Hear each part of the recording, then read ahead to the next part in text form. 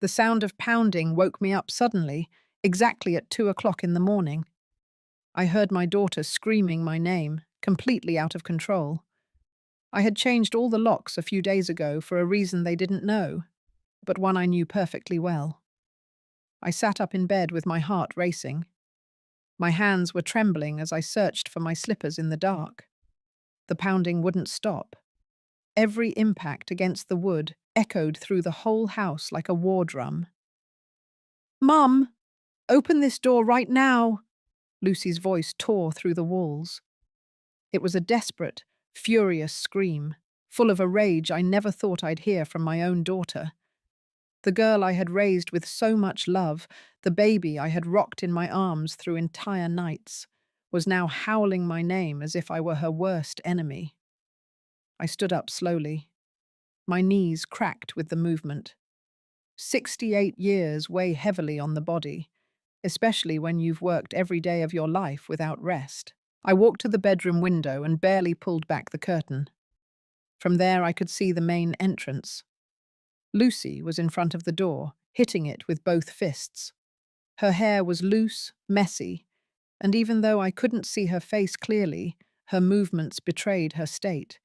She was completely out of control.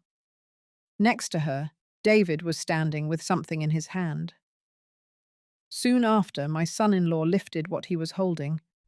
It was a hammer, a large carpenter's hammer that gleamed under the street lamp light. My blood ran cold. "We're coming in this time, whether you like it or not," David yelled with a cold voice that made my skin crawl. There was no doubt in his tone. There was no hesitation. It was a real, direct, dangerous threat. I closed the curtain and stepped back. My legs barely held me up. How had it come to this? How was my own daughter on the other side of that door trying to force her way into my house? Into the house her father and I built with decades of sacrifice. I took a deep breath. I couldn't let panic paralyze me. I had prepared for this moment. I knew it would come. For weeks I had anticipated this exact scene, even though I prayed every night to be wrong. The hammer blows began. The metallic sound against the lock made me jump. They were trying to force the entry. David was striking with systematic force, trying to break the mechanism. But I had installed new, reinforced maximum security locks. It wouldn't be that easy. "Mom, please!" Lucy had changed tactics. Now her voice sounded pleading, almost tearful. "We just want to talk to you. We're worried. Open the door." Lies. It was all lies. I knew exactly what they wanted. I had seen the documents. I had listened to their conversations when they thought I was asleep, or that my mind wasn't working well anymore. I knew exactly what they had planned for me.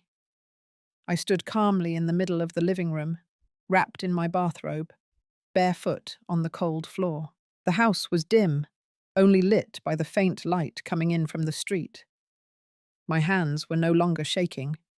I had made a decision days ago, and now I just had to execute it. Then, behind me, a calm voice said, "Let them in, Audrey." "I'll open it." I turned around slowly. Amelia was standing next to the hallway entrance. My lifelong friend, the woman who had been my neighbor for 30 years, and who was now my trusted lawyer. She wasn't alone. Next to her was a man in a dark suit, with a briefcase in his hand, and two other people who remained in the shadows of the dining room. "Are you sure about this?" I asked her in a low voice, barely a whisper that got lost among the pounding that continued to resonate from outside. Amelia nodded firmly. Her grey eyes looked at me with a mixture of compassion and determination. "It's now or never, dear. They've already crossed every line. It's time for them to see the consequences." I nodded slowly. She was right. I couldn't keep hiding in my own house, living in fear of my own blood. If they had come all this way, at 2 o'clock in the morning, with a hammer and threats, there was no turning back. I walked toward the front door. Each step seemed to weigh a ton. My bare feet softly touched the floor as I approached the spot where, on the other side, waited two people I had once loved more than my own life. Finally, I heard David yell when my steps resonated near the entrance. "It's about time! Open up already!" My hand rested on the doorknob. It was cold, metallic, real. For a second, I hesitated. For one brief instant, I thought about turning around, going back to my room, covering my ears, and pretending none of this was happening. But I couldn't. I had already come too far. I turned the doorknob slowly. The mechanism unlocked with a soft click. I pulled the door inward and opened it wide. The street light flooded the entryway. Lucy and David froze in the doorway, eyes wide, mouths agape, looking not just at me, but at the people standing behind me. Amelia stepped forward, out of the shadows. The man in the suit did the same. The two other people moved to the sides, revealing their presence. Everyone stared at us in silence. "Good evening, Lucy." "Good evening, David," I said with a voice that sounded much firmer than I felt inside. "Please, come in. I think we have a lot to talk about." Lucy's face went white as paper. Her lips trembled, but no sound came out. David dropped the hammer. The metallic clang against the cement of the porch resonated in the silence of the early morning like a final sentence. "Before continuing with what happened that night, I need you to understand who I am. I need you to know where I come from and what I had to do to get here. Because only then will you understand why what was about to happen tore my soul apart, but was absolutely necessary. My name is Audrey Rivers, and I am 68 years old. I was born in a small town outside the city, in a wooden house with a tin roof where water leaked in every time it rained. My father was a day laborer, and my mother washed other people's clothes to survive. We were 6 siblings, and there was never enough food for everyone. I learned to sew when I was 8 years old, because it was the only way to have clothes that fit me properly. By 12, I was already sewing for neighbors to earn a few cents. At 15, I quit school to work full-time in a sewing workshop downtown. I earned $3 a day, working from 6 o'clock in the morning until 8 o'clock at night. I met Charles when I was 18 years old. He was a bus driver and passed in front of the workshop where I worked every morning. For 6 months, he waved to me every time he saw me waiting at the stop. One day, he finally dared to get off and talk to me. He had a shy smile and huge hands, calloused from work. We got married a year later in a simple ceremony. There was no white dress or fancy party. I wore a light blue dress I had sewn myself, and Charles wore the only suit he owned. The reception was at my parents' house with macaroni and cheese and soda. But it was the happiest day of my life, because I knew I had found a good, hard-working, honest man. The first years were incredibly tough. We lived in a rented 7-foot by 10-foot room. Charles worked double shifts driving the bus, and I continued sewing at the workshop during the day and took extra jobs at night. We saved every cent we could. We kept the money in a tin, hidden under the mattress. When I got pregnant with Lucy, I thought we wouldn't survive. The pregnancy was difficult. I had to leave the workshop in the 7th month because I couldn't handle the weight and the nausea anymore. Charles started working weekends too. He slept 4 hours a night. I watched him wear himself out in front of my eyes, but he never complained. Lucy was born on a Tuesday in March at 3 o'clock in the afternoon. It was a natural birth at the public hospital. When the nurse placed her in my arms, I cried with happiness and terror at the same time. She was so small, so fragile. How were we going to give her everything she needed? But we did it. Somehow we did it. Charles got better routes that paid more. I started sewing from home while taking care of Lucy. I worked with her asleep in a crib next to my sewing machine. Many nights I stayed up until dawn, finishing dresses, fixing pants, embroidering tablecloths. When Lucy turned 3 years old, We managed to buy a piece of land. It was a small lot on the outskirts, without utilities, without anything, but it was ours. It took us 2 years to build the house. Charles and I laid every brick with our own hands. He worked in construction on weekends, and I sold everything I could to buy materials. The house started out as just 2 rooms and a bathroom. We didn't have a real floor, just smoothed concrete. The walls weren't painted, but it was ours. No one could kick us out. No one could raise the rent on us. It was our home. Lucy grew up in that house. I watched her take her first steps on that cement floor. I heard her say her first words, leaning against those unpainted walls. Every Christmas, even if we didn't have money for expensive gifts, we made a special dinner and decorated with what we could. We had roasted turkey, mashed potatoes, and a green bean casserole. When Lucy started school, I made sure she had everything I never had. New supplies every year, a clean and ironed uniform, lunch money every day. Charles and I skipped meals so she would never go hungry.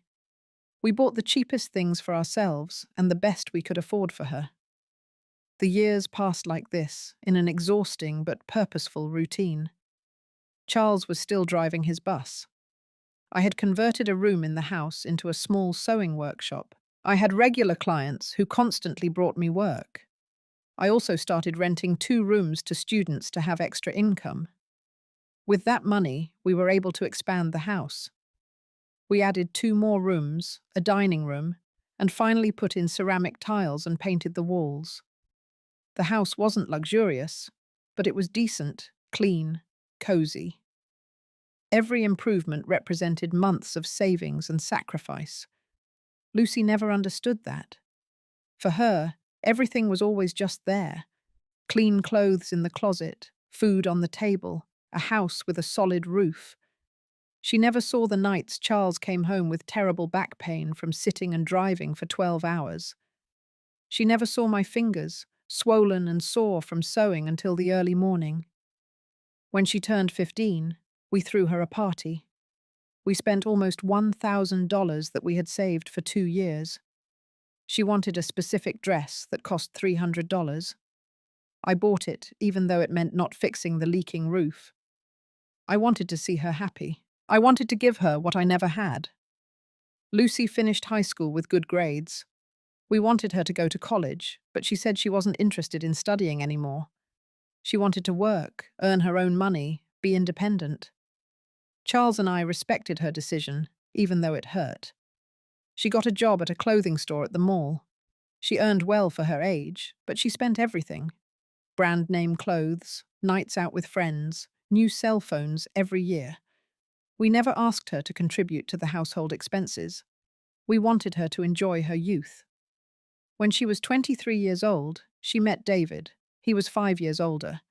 He claimed to be a lawyer, although we never really saw him practice.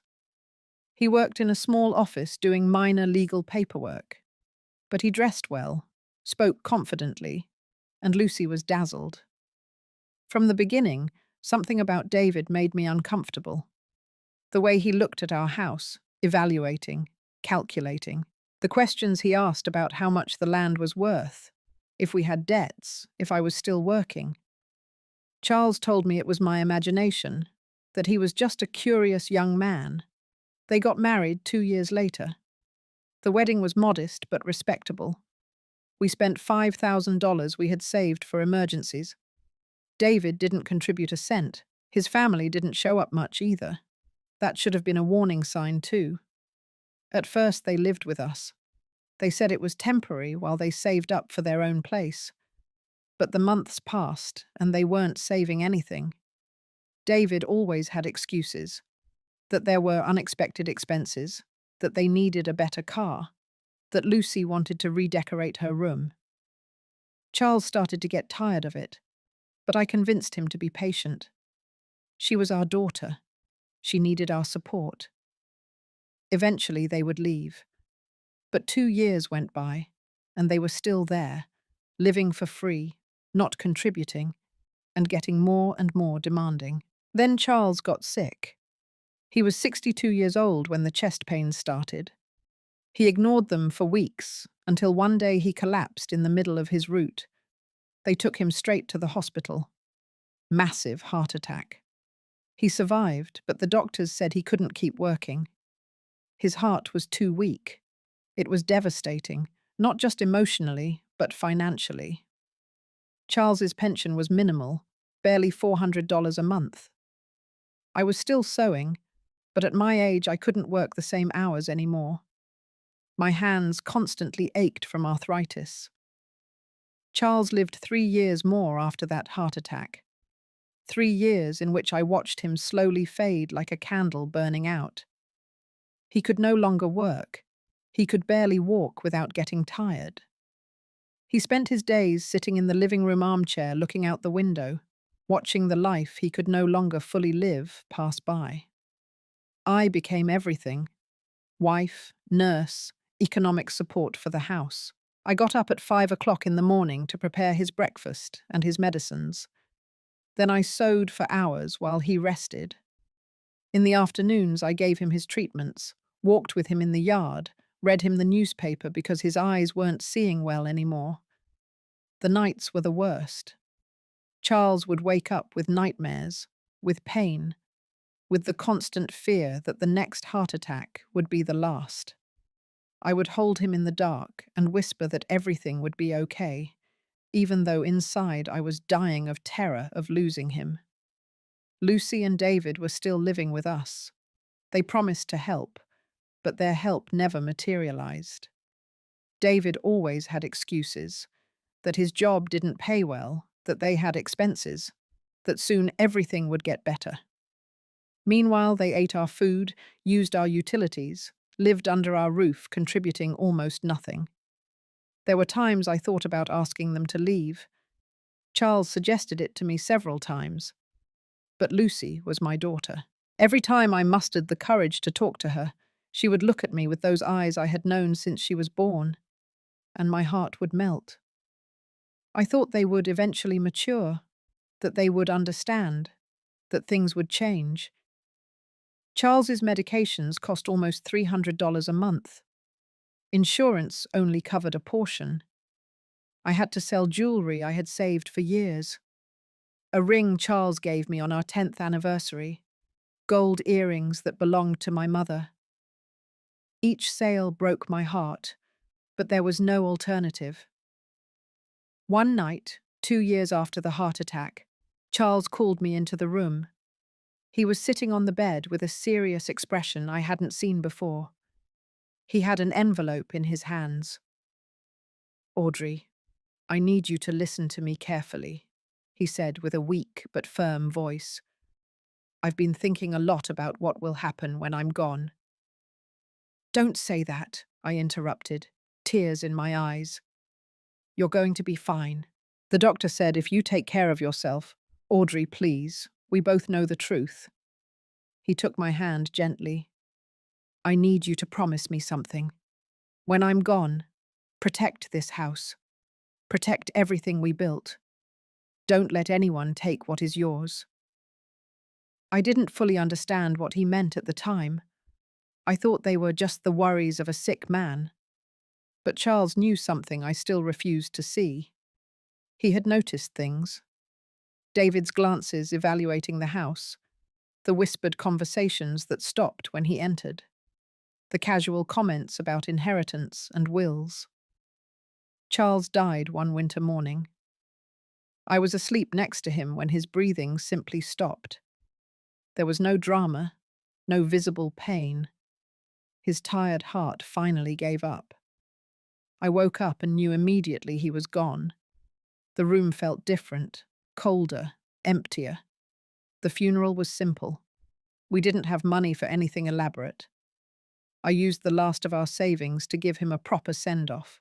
Lucy cried during the ceremony, but not as much as I expected. David was serious, appropriate, but his eyes were still calculating, observing who came, what they said, how they reacted. The house felt enormous without Charles. Every corner held his memory. The armchair where he sat still had the imprint of his body. His coffee mug was still on the shelf, his slippers next to the bed. For weeks I couldn't move them. It was as if by leaving them there, a part of him was still with me. Charles's pension stopped, of course. Now I only had my sewing work and the money I got from the 2 students who rented rooms. In total, about $600 a month, barely enough to eat and pay utilities. It was then that David began to show his true colors. A week after the funeral, he sat down with me at the kitchen table. Lucy wasn't there. She had gone out to buy something. "Audrey, we need to talk about the future," he began with a voice that pretended to be kind but sounded condescending. "This house is too big for you alone. The expenses are a lot, and at your age, maintaining all of this is complicated." "I manage fine," I replied firmly. "I've worked my whole life. I know how to manage my money." Sure. But think about it. You're almost 65 years old. How much longer will you be able to sew? What happens when your hands can't work anymore? When your eyesight fails?" He paused, calculated. "Lucy and I have been thinking. We could sell this house, get something smaller for you, more manageable, and with the leftover money we could make investments that would give you passive income." My blood ran cold. Sell the house?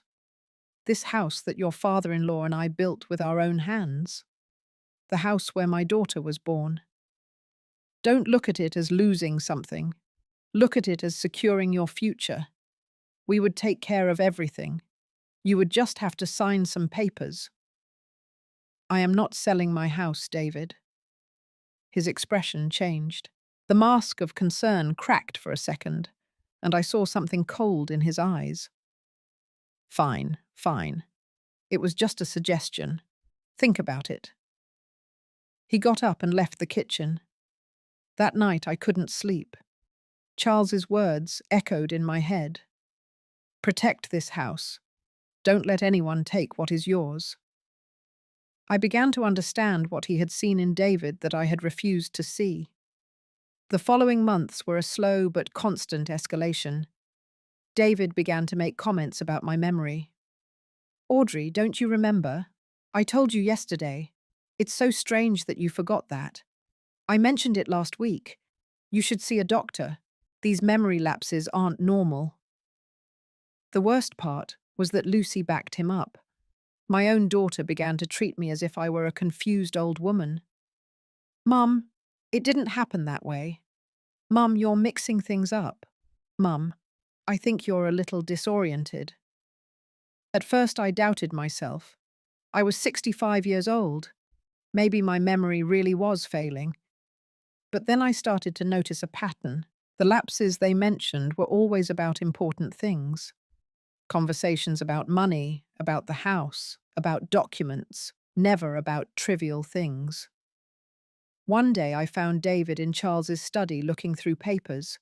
When I walked in, he quickly closed a drawer. "What are you doing here?" I asked. "Lucy asked me to look for some old photos." He lied easily. "Where do you keep the albums?" "In the hallway closet, not here." I looked at him intently. "This is Charles's private desk. His personal documents are in here." "Oh, Audrey, I'm sorry, I didn't know. Since everything is family property," he shrugged and left the room. That night I checked the desk. Nothing seemed out of place, but something was unsettling me. I started hiding the most important documents somewhere else. The deed to the house, the papers for Charles's life insurance that had left me $10,000, my original will. Lucy turned 30 years old that year. For her birthday, she wanted a big party. I didn't have money for that, but she insisted. "Mum, it's my 30th birthday. It's special. Dad would have wanted us to celebrate." I used part of Charles's life insurance money, $1,200 for a party at an event hall. Lucy invited dozens of people. David took care of everything, acting like the perfect host. I sat in a corner watching them spend the money Charles had left for my old age. After the party, something definitely changed in David. He no longer bothered to hide things so much. The conversations about the house became more frequent, more insistent, more aggressive, and Lucy, my own daughter, had become his perfect echo. "Mum, David is right," she told me while we were having coffee in the kitchen. "This house is too much for you. Look how hard it is for you to climb the stairs. The yard is neglected because you can't keep it up anymore. The tenants take advantage of you because you're too nice. I can hire someone for the yard, and the tenants pay on time," I replied, feeling like every word from my daughter was like a stab wound. "But the money you spend on maintenance could be generating interest in the bank. David says that with a smart sale, you could live off the returns without ever working again." "I don't want to live anywhere else, Lucy. This is my house. You were born here. I lived here with your father for 40 years. She sighed impatiently, as if I were a stubborn child who wouldn't listen to reason. "Always so sentimental. Mum, sentimentality doesn't pay the bills." I kept quiet because I didn't recognize that woman. Where was my little girl? The one who hugged me when she had nightmares? The one who told me I was the best mum in the world? When had she become this cold person who only saw numbers and property? David started bringing friends to the house. He always introduced them as casual acquaintances, but I noticed how they surveyed every room with evaluating glances. One of them was a real estate agent. Another worked at a bank. A third was a notary. "I was just showing them the house, Audrey. We were talking about architecture," David said, with a smile that didn't reach his eyes. "They say it's a very well-located property. It must be worth easily about $150,000, maybe more." $150,000. Hearing that figure on his lips gave me chills, because I knew exactly what he was thinking. He and Lucy were living in my house for free, waiting for me to die, or for them to convince me to sell so they could take that money. One afternoon, when they thought I was taking my nap, I heard them talking in the dining room. I had gotten up to go to the bathroom, and their voices carried clearly down the hall. "It's been 6 months since Charles died," David was saying. "We need to speed things up. The longer we wait, the more risk there is that she'll do something stupid with the money." "Like what?" Lucy asked. "Like donating it to some church? Or leaving it all to some charity organization? Or worse, making a will that cuts us out?" "She wouldn't do that. I'm her only daughter." "Are you sure? She's been looking at you differently lately, like she suspects something." There was a silence. Then Lucy spoke with a shaky voice. "Do you think we should go ahead with the plan?" "Absolutely, I have everything ready. We just need her to sign the papers. We'll tell her they're insurance documents or bank forms. She'll trust you." "But if she finds out—" "She won't find out anything if we do it right. And if she starts to suspect, well, you know what to do. You start documenting her episodes of confusion. We call the doctor. We get him to certify that she's not in her right mind. We petition for a legal guardianship." I leaned against the hallway wall, feeling my legs give out. They were planning to have me declared incompetent. They wanted to take away my autonomy, my house, my life, and my own daughter was in agreement with this. I went back to my room in silence. I sat on the bed I had shared with Charles for decades and cried as I hadn't even cried at his funeral. Because this was worse than death. This was betrayal. This was seeing your only daughter become your worst enemy. That night I made a decision. I wasn't going to sit idly by waiting for them to destroy me. Charles had warned me. He had asked me to protect what was ours, and that's what I was going to do. The next day, when David and Lucy left, I searched the whole house. I looked in their rooms, their drawers, their belongings. I felt terrible doing it, but I needed to know what I was dealing with. What I found chilled my blood. In David's briefcase, hidden among other papers, were legal documents, a draft of a conservatorship application. My name was there, along with arguments about my supposed mental incapacity. There were notes on symptoms of dementia that I was supposedly showing. It was all a lie, every word, but it was so well documented it looked real. I also found contacts for private doctors, numbers underlined with the note, willing to cooperate for $2,000. They were planning to buy a false diagnosis. They were going to pay a doctor to certify that I wasn't in my right mind. There was more. Drafts of legal powers of attorney that would remove my control over my own finances. Bank documents about how to open mandatory joint accounts. Information on nursing homes and their monthly costs. I understood everything in that moment. The complete plan.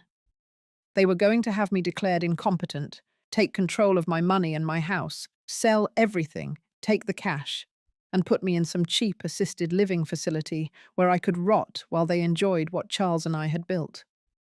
I photographed every document with trembling hands. I saved the photos on a USB drive that I hid in the hem of some old curtains. Then I put everything back exactly as it was. I couldn't confront them yet. Not without help. Not without a plan. If I faced them now, they would accelerate their timeline. They could become violent. I needed to be smarter than them. I remembered Amelia, my lifelong neighbor. We had been friends for 30 years. She had been a lawyer before retiring. If anyone could help me, it was her. The next day, pretending to go to the grocery store, I went to her house. Amelia greeted me with her usual warm smile, but her expression changed when she saw my face. "Audrey, what's wrong? You look terrible." I broke down. I told her everything, every detail, every conversation, every document I had found. Amelia listened in silence, her face growing more serious with every word. When I finished, she was thoughtful for long minutes. Finally, she spoke. "Audrey, this is very serious. This is conspiracy to commit fraud. It's elder abuse. They could go to prison for this." "I don't want to send my daughter to prison," I whispered. "I just want to protect myself. I want them to leave me alone." "I understand. But you need to act fast. If they present those documents to a judge and get a favorable medical opinion, even if it's fraudulent, it will cost you a lot to reverse it." Amelia took my hands. "You need to legally shield yourself, right now." Over the following weeks, Amelia became my secret ally. She helped me write a new will, a solid one that David and Lucy couldn't easily contest. We established a trust to protect the house. We changed all my bank accounts to different institutions where they didn't have access. "You also need a medical power of attorney," Amelia explained. "If you name someone you trust now, while you are clearly in your right mind, no judge can assign you a guardian in the future without that person's consent." "And who can I name? I don't have any other close family. You can name me if you trust me, or we can look for a professional administrator." I looked into her eyes. Amelia had been by my side through good times and bad. She had cried with me at Charles's funeral. She had watched my house when I was sick. "I name you if you accept this burden." "Of course I accept, dear friend." While Amelia and I worked silently to protect my assets, David and Lucy intensified their campaign. It was obvious now that they had decided to accelerate their plans. Although they didn't know I had already discovered them, the memory lapses they attributed to me became more elaborate. David would start conversations about topics we had never discussed, and then, in front of other people, he would scold me for not remembering them. "Audrey, I explained it to you 3 times last week. You really don't remember." Lucy invited some neighbors over for coffee.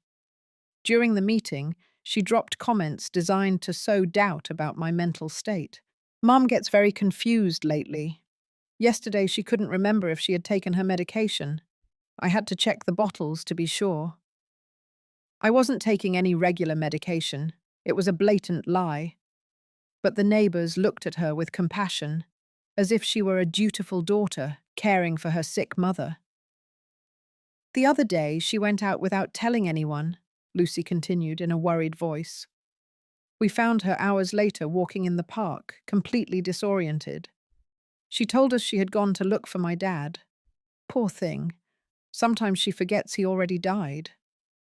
Another lie. I had gone to the park that afternoon for a walk, as I usually did, but the way Lucy told it sounded like the story of a senile old woman. I saw the neighbors' looks fill with pity and concern. The most twisted part was that I couldn't defend myself without looking exactly like what they wanted me to look like. An older woman in denial about her mental decline.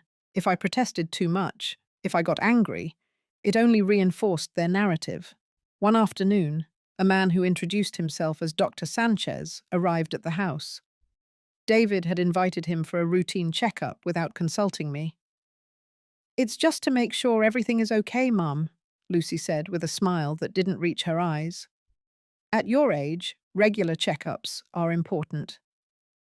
I knew exactly who that man was. I remembered the notes in David's briefcase, willing to cooperate for $2,000. This was the corrupt doctor they were going to pay to certify my incompetence. Dr. Sanchez asked me apparently innocent questions. What day was it? Who was the president? Could I remember 3 words he told me? But there was something false about the whole procedure. The way he wrote down my answers, the glances he exchanged with David, the condescending tone of his voice. I answered all his questions correctly. I remained calm, coherent, lucid. I didn't give him any ammunition he could use against me. When he finished, I saw the frustration on his face. "Everything seems to be in order for now," he finally said. "But at this age, things can change quickly. I would recommend more frequent evaluations." "How often?" David asked. "Every 2 weeks would be ideal." "That won't be necessary," I said firmly. "I have my own primary care doctor. If I need evaluations, he will take care of it."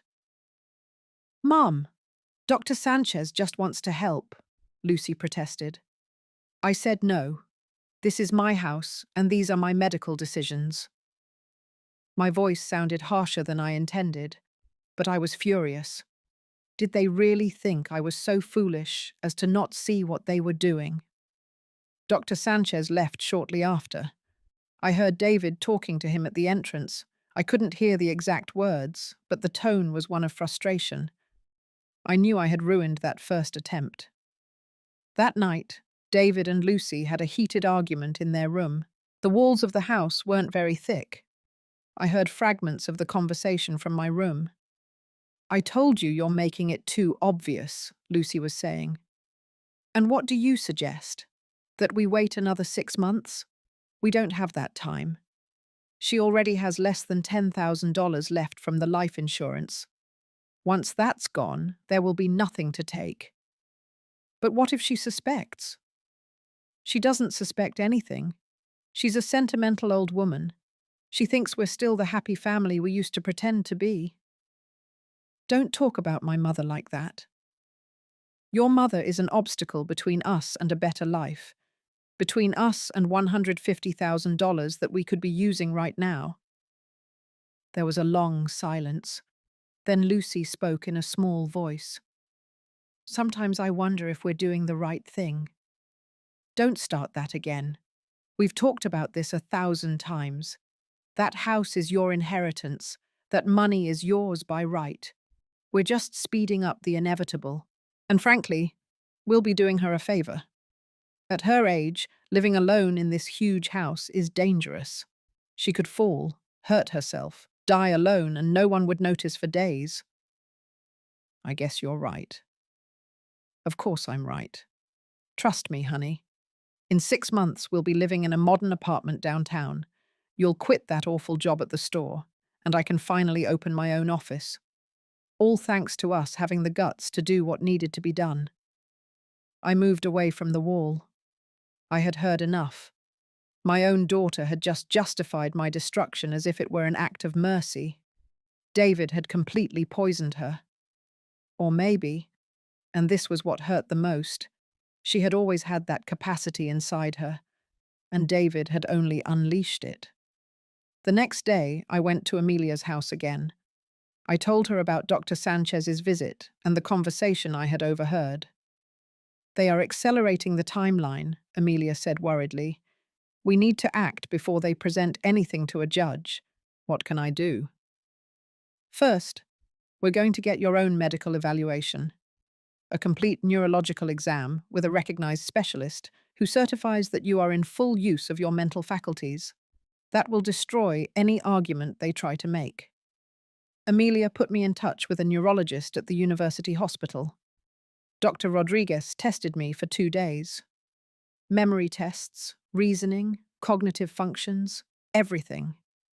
The results were clear. My mind was perfectly healthy for someone my age. Mrs. Rivers, you have the cognition of someone 10 years younger, Dr. Rodriguez told me. There are absolutely no signs of dementia, cognitive impairment, or confusion. In fact, your results are above average. Amelia had the doctor prepare an official, certified, and dated report. We stored it in a safe place, along with all the other documents we were accumulating. Now we need evidence of what they are planning, Amelia said. The photos of the documents are a good start, but we need more. Like what? Recordings, conversations where they admit their plans. We need them to incriminate themselves. The idea turned my stomach. Recording my own daughter conspiring against me seemed like a terrible betrayal. But then I remembered what I had heard the night before. They had already betrayed me. I was just defending myself. Amelia got me a small voice recorder that I could easily hide. For the next 2 weeks, I carried it with me constantly. I activated it every time David or Lucy started conversations about my health, about the house, about the future. I captured dozens of hours of conversations. David talking about how to handle my resistance. Lucy discussing what to do with my belongings once I was institutionalized. Both coldly calculating how much they could get from the sale of the house and how they would divide the money. The most painful part was a conversation between Lucy and a friend of hers who came to visit. I was in the yard, but the window was open and the recorder in my pocket captured everything. "And don't you feel bad?" the friend asked. "She's your mum." "At first, yes," Lucy admitted. "But David made me see things clearly. She had her life. She lived her years. Now it's our turn. Besides, in an assisted living facility, she'll be better cared for. She'll have nurses, activities, people her age. But if she doesn't want to go, sometimes you have to make tough decisions for the good of the people we love. When she's older, she'll understand. Or maybe not, if her mind keeps deteriorating. But at least she'll be safe." With every recording, with every captured conversation, I felt my heart break a little more. But I also felt a steely determination grow within me. I was not going to let them destroy me. I was not going to let them turn the last years of my life into a nightmare. Amelia and I met every few days to review the collected material. She took meticulous notes, organized the evidence, built a case that could be presented to a judge if necessary. "Audrey, with what you have, you could press criminal charges," she told me one afternoon while we listened to a particularly incriminating recording. "Conspiracy to commit fraud, attempted illegal appropriation, elder abuse. David could go to prison." "I don't want to destroy my daughter," I whispered. "I just want them to let me live in peace." "I understand, but you need to be prepared for the possibility of this escalating. They won't give up easily." She was right. As the weeks passed and I continued to resist their attempts at control, David became more aggressive. He no longer bothered to be subtle. One night he came home with papers in his hand. He dropped them onto the kitchen table in front of me. "I need you to sign this," he said without preamble. "What is it?" "A power of attorney. So Lucy and I can help you manage your finances. You're getting old, Audrey. It's time for younger people to take care of these things." I looked at the documents without touching them. "I'm not signing anything my own lawyer hasn't reviewed." "Your own lawyer? You don't have a lawyer." "I will get one if necessary." David leaned over the table, his face inches from mine. The mask of the concerned son-in-law had completely disappeared. "Listen to me carefully, old woman. You're going to sign these papers. Today, tomorrow, or next week, but you are going to sign them. Because if you don't do it nicely, we'll do it the hard way. You are threatening me in my own house. I'm telling you the reality. You can cooperate and make this easy for everyone, or you can resist and turn it into something ugly. Your choice." I stood up with my legs trembling, but my voice firm. "Get out of my kitchen. Now. This is my house too. I live here. You live here because I allow it, and that can change at any moment." David let out a bitter laugh. "You're going to kick me out? Me and your daughter? Go ahead. Try it. Let's see what a judge says when you tell him about your deteriorating mental state, about how you threaten us, about how you can't take care of yourself. Get out of here." "I'm leaving. But this isn't over, Audrey. Not by a long shot." He grabbed the papers and left the kitchen, leaving me trembling with fear and rage. That night I called Amelia. "I need to change the locks, tomorrow." "Are you sure? That's going to provoke a direct confrontation." "It already did, Amelia. He threatened to have me declared incompetent if I don't sign papers that give him control of my money. I can't keep living like this, in fear in my own house." "All right. I'll call a reliable locksmith. But Audrey, when you change those locks, they are going to react, probably violently. You need to be prepared." "I am." The next day, when David and Lucy left for work, the locksmith arrived. In 2 hours, he had changed all the locks on the house. Front doors, back door, room doors. Amelia came and stayed with me. "What are you going to do when they come back?" she asked. "I'm going to tell them they are no longer welcome here, that they have a week to collect their things." "They are going to fight. Let them fight. This is my house." Lucy arrived first, around 6 o'clock in the evening. She tried to open the door with her key. I heard her turn it once, twice, 3 times with no result. Then she knocked. "Mum, the door won't open. Did you change the lock?" I opened the door but stood in the doorway, blocking the entrance. "Yes, I changed the lock." "Why would you do that?" "Because this is my house, and I need to feel safe in it." "Safe? Safe from what?" "From your own family. From people who are trying to rob me. From people who want to declare me incompetent and put me in an assisted living facility to take my house." Lucy's face paled. "I don't know what you're talking about." "Yes, you do. I know everything, Lucy. I found the documents. I listened to the conversations. I know exactly what you and David have been planning." "Mum, you're confused. This is exactly what we were talking about. You're having paranoid episodes." "I'm not confused and I'm not paranoid. I have evidence, photographs, recordings, documents, everything." Lucy stepped back as if I had hit her. "You've been spying on us." I was defending myself. There's a difference. Just then, David arrived. He assessed the situation immediately. "What's going on here?" "Your mother-in-law has gone crazy," Lucy said with a trembling voice. She changed the locks and is accusing us of horrible things. David approached the door. Audrey, open this door right now. We live here. You can't lock us out. You have a week to collect your belongings.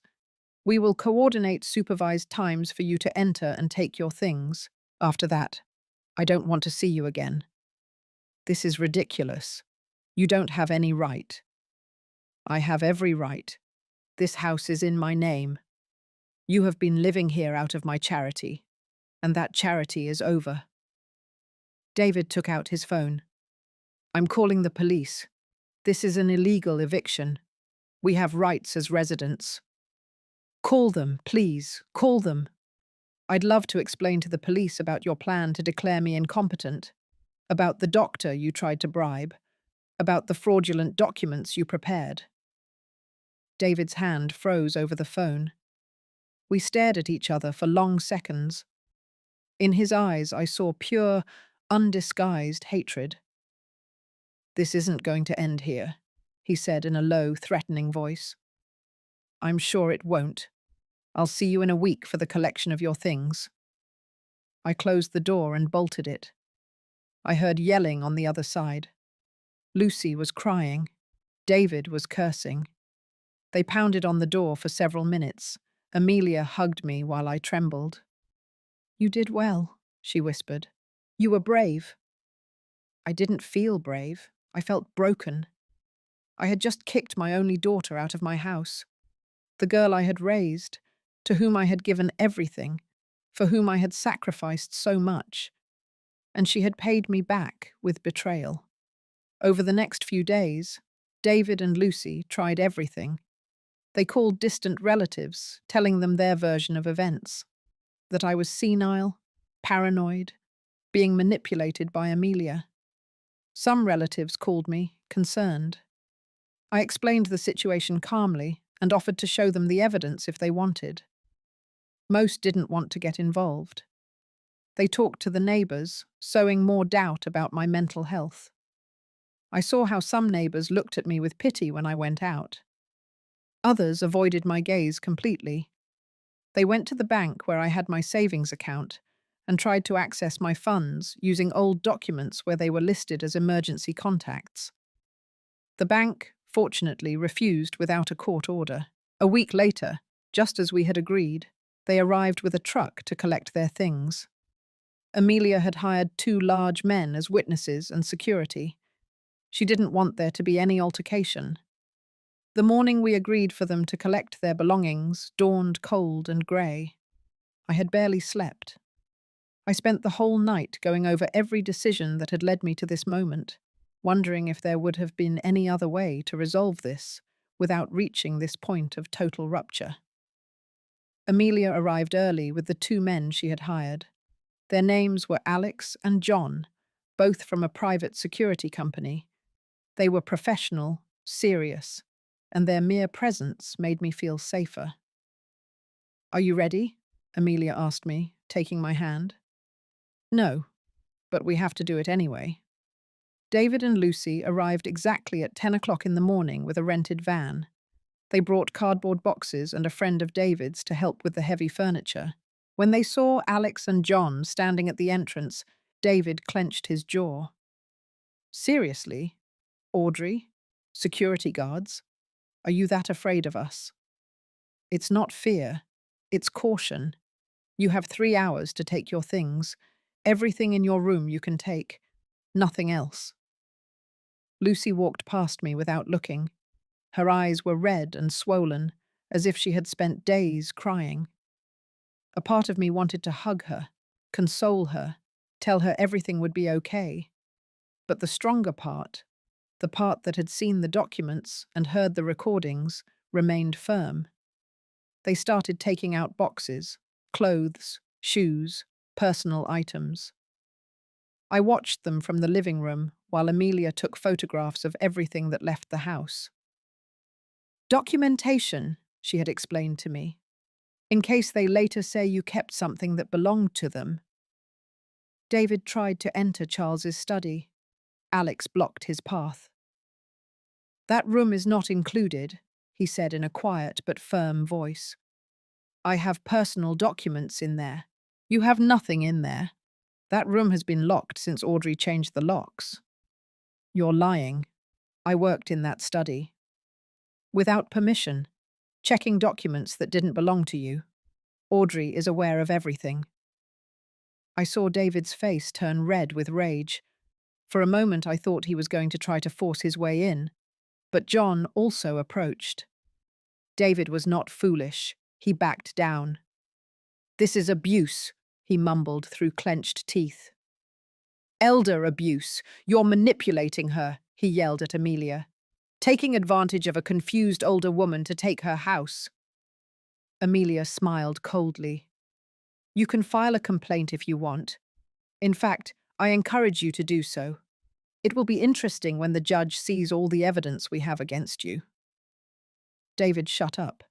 He knew he was on dangerous ground. The tension increased when Lucy started taking things that clearly weren't hers. A vase that had belonged to my mother. Some framed family photographs. When she tried to take an antique clock that Charles had inherited from his father, I intervened. That doesn't belong to you, Lucy. It was Dad's. Now it's mine. No, it's not. Your father's will specified that all his personal belongings remained in my custody.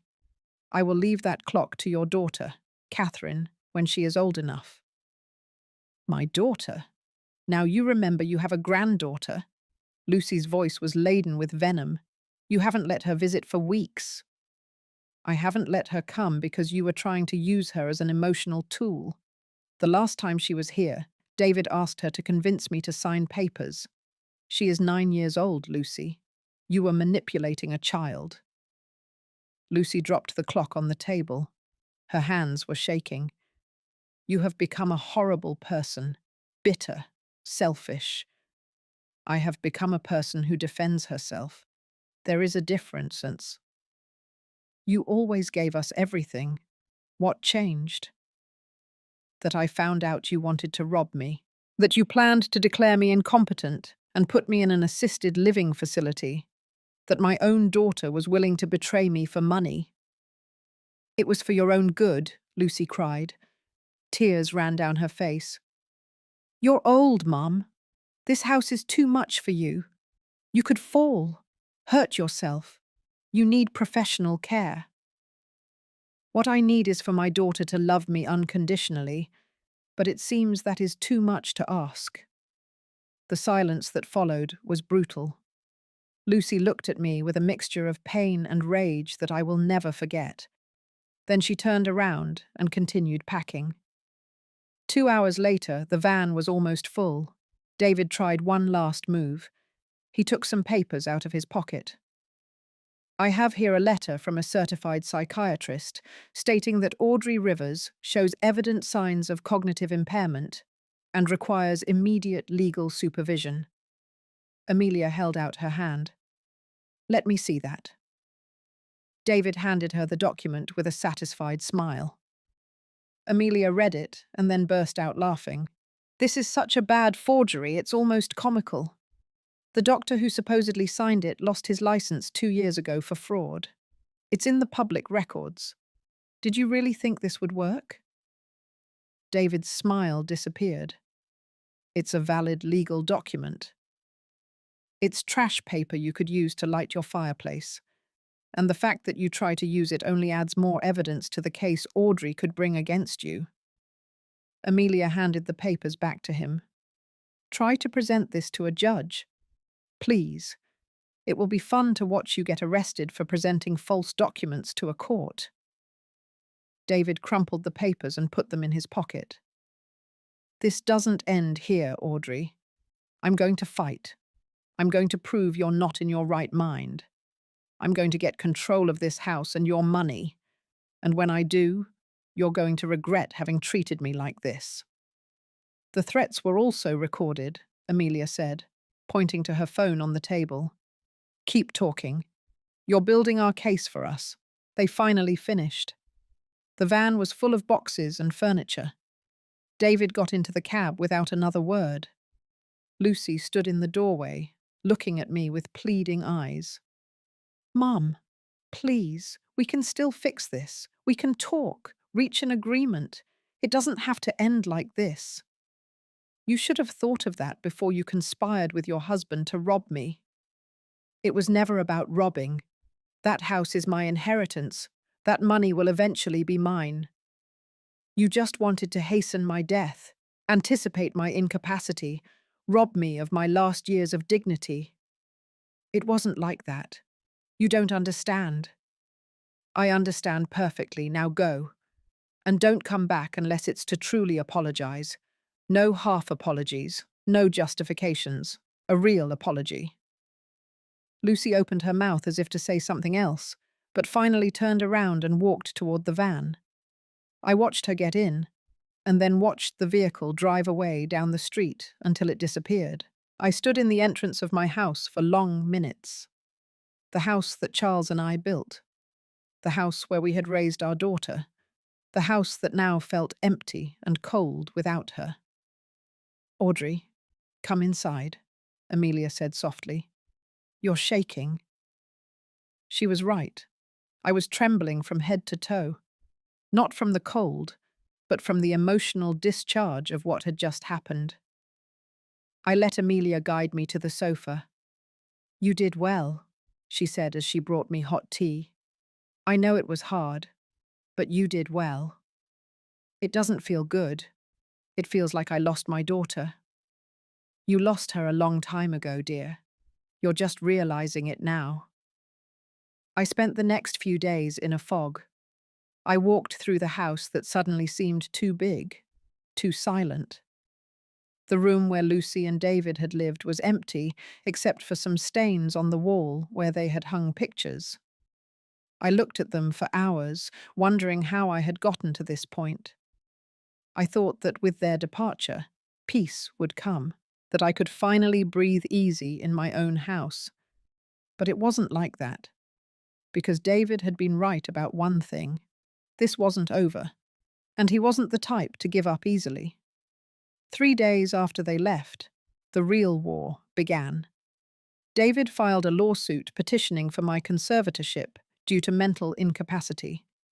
The legal document arrived at my house on a Tuesday morning, delivered by a court officer who looked at me with pity as he asked me to sign the receipt. I called Amelia immediately. She came and read the documents with an increasingly serious expression. This is serious, Audrey. They are alleging that you pose a danger to yourself, that you have shown erratic behavior, paranoia, and that you need a legal guardian to manage your affairs. Can they do that? After everything they did? They can try, and with the wrong judge, they could succeed, at least temporarily. Amelia put the papers on the table. But we have advantages. We have your recent neurological evaluation. We have evidence of their conspiracy. And we have time to prepare a solid defense. The following days were a nightmare of legal preparations. Amelia put me in touch with a lawyer specializing in family law and elder protection. His name was Joseph Harris, and he had a reputation for being relentless in court. Mrs. Rivers, he told me in our first meeting, I'm going to be completely honest with you. These cases are difficult because judges tend to be cautious. They prefer to err on the side of protection, even if it means limiting the freedoms of perfectly capable people. So I could lose. Not if we present a solid case. And you have a very solid case. But I need you to be prepared for this to get ugly. They are going to attack your character, your mental health, your judgment. They are going to bring witnesses who will say horrible things about you. He was right. The smear campaign began almost immediately. David contacted everyone we knew, telling them his version of events. According to him, I was a confused old woman who had been manipulated by Amelia, who supposedly wanted to take my house. Some neighbors started avoiding me completely. Others looked at me with a mixture of pity and distrust. A lady with whom I had had coffee for years stopped me in the street. Audrey, is it true that you kicked your own daughter out of your house in the middle of the night? It wasn't in the middle of the night. It was a legal and orderly process. But she's your daughter, your own flesh and blood. How can you do that to her? She was trying to rob me. She planned to declare me incompetent to take my house. The woman shook her head. Oh, Audrey, Lucy would never do something like that. She has always been so good to you. I think you're confused, dear. And it was like that with everyone. David and Lucy had built such a convincing narrative that people believed it without question. The poor, dutiful daughter trying to care for her senile mother. The wicked neighbour taking advantage of a vulnerable old woman. The worried son-in-law just wanting to protect his family. Things got worse when David managed to get some distant relatives to sign statements supporting his version. A third cousin I hadn't seen in 10 years wrote a letter to the judge saying she had always noticed problems with my memory. A distant nephew declared that at family gatherings I seemed confused and disoriented. They are lying, I told Joseph as we reviewed the statements. I barely know these people. I haven't spoken to them in years. I know, but their statements go into the file anyway. We will have to prove that they have no real knowledge of your current state. Lucy started using Catherine, my granddaughter, as an emotional weapon. She posted photos on social media of the girl crying, with messages about how much she missed her grandmother, but that I refused to see her. I received messages from people I didn't even know, accusing me of being a cruel and heartless grandmother. The truth was that I was dying to see Catherine. I missed her every day. But Amelia and Joseph warned me that any contact could be used against me. They will say you tried to manipulate her, Joseph explained to me, that you tried to convince her to say things in your favor. It's better to wait until after the hearing. One night, around 11 o'clock, the doorbell rang. I looked out the window and saw a police car. My heart raced as I opened the door. Mrs. Audrey Rivers, one of the officers asked. Yes, that's me. We received a welfare call. Someone reported that you might be in danger, that you've been behaving strangely and worryingly. Who reported that? I can't disclose that information, ma'am. Can we come in and verify that everything is all right? I let them in. They walked through the house while I explained the situation. I showed them the legal documents, David's lawsuit, the evidence of their conspiracy. The officers looked at each other. Ma'am, it seems you are in the middle of a complicated family dispute, one of them finally said. But you look perfectly capable and lucid. We don't see any reason to intervene. Can you put that in a report? We will file a report of the visit indicating that we found everything in order. After they left, I knew who had made that call. It was another tactic by David to create a record of concerns about my well-being, but at least this time it had backfired on them. The weeks passed, and the tension mounted. David presented more documents, more evidence of my supposed incapacity. He got statements from anyone willing to sign. Some did so because they truly believed his version. Others, I suspected, were paid something in return. Joseph worked tirelessly preparing our defense. He gathered testimonies from my sewing clients, who attested to my lucidity and competence. The owner of the grocery store where I shopped wrote a letter describing our normal and coherent conversations. My primary care doctor provided records showing I was in good health for my age. But our strongest weapon, Joseph would say, are the recording and the documents you found. That clearly shows they conspired against you. When the judge hears those conversations, he will see who the real manipulators are here. The date of the hearing was set for 6 weeks after the initial filing. 6 weeks that felt like 6 years.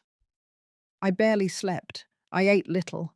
I spent the nights going over every conversation, every decision, wondering if I had done anything differently that could have prevented all of this. Amelia stayed with me many nights. She made me tea, forced me to eat, listened to me when I needed to talk. You're going to get through this, she told me. You're stronger than they think. 2 weeks before the hearing, Lucy appeared at my door. She was alone, without David. She looked terrible, haggard, with deep circles under her eyes. "Mum, please, we need to talk." "I have nothing to talk about with you. Any communication must be through my lawyer. Please, just 5 minutes." Tears were in her eyes. "I beg you." Against my better judgment, I let her in. We sat in the living room, separated by yards of distance that felt like miles. "David doesn't know I'm here," she began. "If he finds out, he'll be really angry." "And you care about that? You've become his perfect puppet." "It's not like that. I I thought we were doing the right thing. David convinced me that it was for your own good, that we were protecting you." "Protecting me? Planning to rob me is protecting me." Lucy covered her face with her hands. I know. I've been so confused. David says one thing, you say another. I don't know what's true anymore. The truth is in the documents I found, in the conversations I recorded, in the real intentions behind all your actions. If I withdraw my support for the lawsuit, could you forgive me?" My heart skipped a beat. "Would you do that? Would you go against David?" There was a long silence. I saw the internal struggle on her face. Finally, she shook her head. "I can't. He's my husband. I have to support him." "Then you came here to ask for my forgiveness, but you're not willing to do anything to earn it. I came here to ask you to withdraw the charges, to let David manage your finances. I promise we will take good care of you. You will never lack anything." I stood up. "Get out of my house." "Mom, get out. You came here to try to manipulate me one more time, to make me feel guilty so I would give in. But it's not going to work, Lucy. Not this time." She got up slowly. At the door, she turned around. "David says if you don't cooperate, he's going to destroy you in court. He has witnesses, documents, everything prepared. He says you're going to lose." The hearing finally arrived. I put on my best clothes, a simple but respectable suit I had worn for Charles's funeral. Amelia accompanied me to the courthouse along with Joseph. My hands were shaking as we went up the stairs of the building. Inside the courtroom, on the other side, were David and Lucy with their lawyer. David looked at me with a cold, calculating smile. Lucy kept her gaze down, unable to meet my eyes. The judge was a man in his 50s, with a serious expression. He first listened to David's arguments. His lawyer presented an elaborate case about my supposed mental decline, my erratic behavior, my urgent need for legal supervision. They brought witnesses. The distant cousin who testified about my supposed memory lapses. A neighbor David had convinced that I had acted strangely. They even presented the notes from Dr. Sanchez, the corrupt doctor, although Joseph immediately destroyed them by showing that he had lost his license. "Your Honor," David's lawyer argued, "we are talking about a 68-year-old woman who lives alone in a big house, who has kicked out her only family, who shows clear signs of paranoia by believing that her loved ones are conspiring against her. She needs protection, even if it is from herself." Then it was our turn. Joseph began by presenting my neurological evaluation from Dr. Rodriguez. The results were irrefutable. I was mentally sound, competent, lucid. "Your Honor," Joseph said firmly, "what we have here is not a confused older woman who needs protection. It is a perfectly capable woman defending herself against a calculated attempt at robbery and fraud." Then he began to present the evidence. The photographs of the documents I found in David's briefcase. The drafts of the conservatorship application prepared months before filing the official lawsuit. The notes about doctors willing to cooperate for money. I watched the judge's face grow more serious with each document. David shifted uncomfortably in his seat. His lawyer tried to object, but Joseph had an answer for everything. Then came the recording things. Joseph played the most incriminating conversations. David's voice talking about accelerating the inevitable and keeping $150,000. Lucy discussing institutionalizing me in a cheap assisted living facility, both coldly calculating how they would divide my assets. The silence in the room was absolute. Every word of those recordings fell like a bomb. I saw Lucy turn pale, hiding her face in her hands. David maintained a stone mask, but his fists were clenched so tightly that his knuckles were white. "Your Honor," Joseph continued, "Mrs. Rivers is not paranoid. She is not confused. She discovered a real and documented plan to strip her of her autonomy and her assets. Everything she has done has been to legitimately defend herself against an ongoing fraud." The judge called a recess. 30 minutes that felt eternal.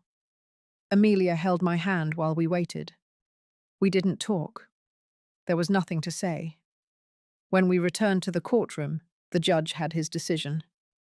"I have carefully reviewed all the evidence presented, and I must say that I have rarely seen such a clear case of attempted elder abuse disguised as family concern." I took a breath for the first time in what felt like hours. "The application for conservatorship is completely denied. Mrs. Audrey Rivers is clearly in full use of her mental faculties and has every right to manage her own affairs." The judge looked directly at David. "Furthermore, I am ordering that a copy of this file be sent to the district attorney's office to evaluate whether criminal charges are warranted for attempted fraud, falsification of documents, and conspiracy." David stood up abruptly. "This is ridiculous. We only wanted to protect her." "Sir, I suggest you sit down and remain silent before I cite you for contempt," the judge said, with a voice of steel. "Your behavior and that of your wife, according to the evidence presented, constitutes a premeditated attempt to illegally appropriate Mrs. Rivers' assets. You will be lucky if you only face civil consequences." The room erupted in murmurs. The judge's gavel pounded for order. I looked at Lucy. She was crying silently, completely destroyed. Part of me wanted to go and comfort her, but the stronger part stayed put. We left the courthouse under a grey sky. Joseph was satisfied, but professional. We won, but this probably doesn't end here. They can appeal, although with the evidence we have, it would be useless. And the criminal charges, that depends on the district attorney's office. With what the judge saw, it's likely they will at least investigate. In the following weeks, life slowly began to normalize. David and Lucy did not appeal. Their lawyer probably advised them that it would be throwing away money. The district attorney's office opened an investigation into the fraudulent documents and the attempted bribery of the doctor. A month later, I received a call. David had been arrested. Not for the case with me, but because the investigation discovered he had committed similar frauds with other clients in his legal practice. Apparently, I was not his first victim. The difference was that I had fought back. Lucy called me that night. She was crying so hard she could barely speak. "Mum, David is in jail. I don't have money for bail. I lost my job because I spent all my time in court. I don't know what to do." My first instinct was to help her. 43 years of being a mother don't erase easily. But then I remembered everything. The recorded conversations, the plans to lock me up, the coldness with which they had discussed my fate. "Lucy, I'm sorry for what you're going through, but I can't help you. How can you be so cruel? I'm your daughter. And you're the one who tried to rob me, the one who conspired to declare me incompetent, the one who chose money over her own mother. It was David. He manipulated me. He convinced me. You are an adult woman, Lucy. You had choices. You chose to follow him. Now you must live with the consequences of that choice. Then that's it. You abandon me when I need you the most. I am not abandoning you. I am letting you face the consequences of your actions. It is the most important lesson I can give you now. She hung up. She didn't call again. The months passed. David was sentenced to 3 years in prison for multiple counts of fraud. Lucy moved to a small apartment with Catherine. She got a job at a clothing store again, earning barely enough to survive. I was still in my house, the house that Charles and I built. I was still sewing, though less than before. I had converted a room into a small workshop where I gave sewing classes to young people in the neighborhood. It kept me busy, useful. Amelia continued to be my best friend. We had dinner together several times a week. We played cards. We talked about life, about mistakes, about second chances. The evenings were the hardest. When the sun began to set and the house filled with long shadows. That was when the loneliness weighed on me the most. When I wondered if it had been worth it. If protecting my dignity justified losing my daughter. I didn't have a clear answer. Some days I thought yes, that I had done the right thing. Other days I woke up crying, missing the girl Lucy had been before David poisoned her. 6 months after David's sentencing, on a rainy autumn afternoon, the doorbell rang. I opened the door and found Catherine standing on the threshold.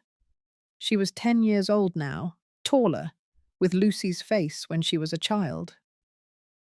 "Hi, Grandma," she said timidly.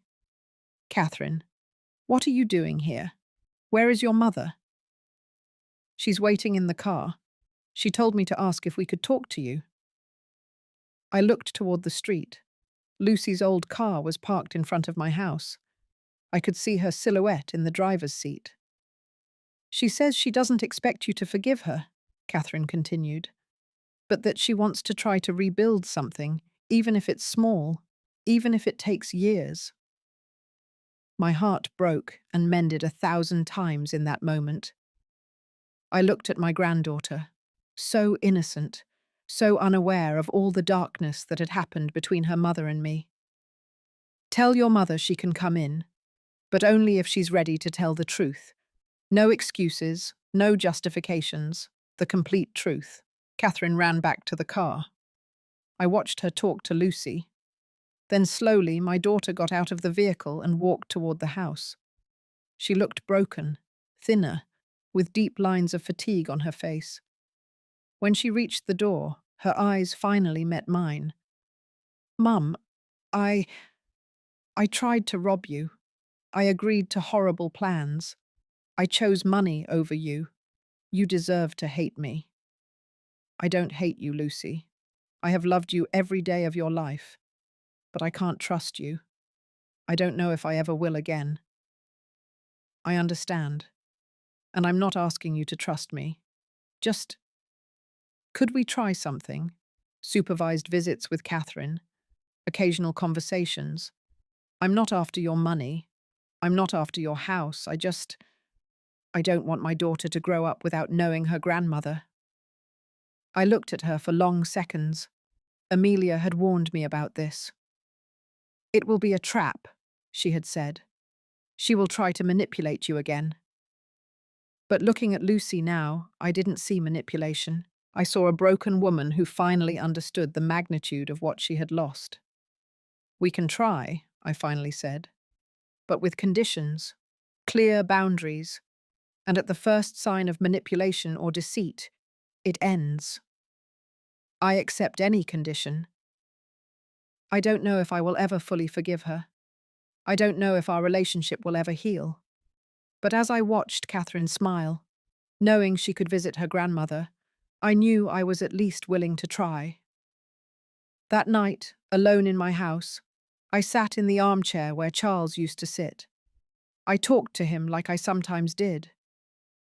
"I did it, love. I protected what was ours, but it cost so much." Tears ran down my face. Did I do the right thing? Was it worth it? There was no answer, of course, just the silence of the house and the weight of all my decisions. But I survived. I kept my dignity. I protected my autonomy. And although the price was devastating, I proved that a 68-year-old woman could defend herself against those who sought to destroy her. The victory didn't feel glorious. It felt exhausting, painful, melancholic. But it was mine, and no one could ever take it away from me.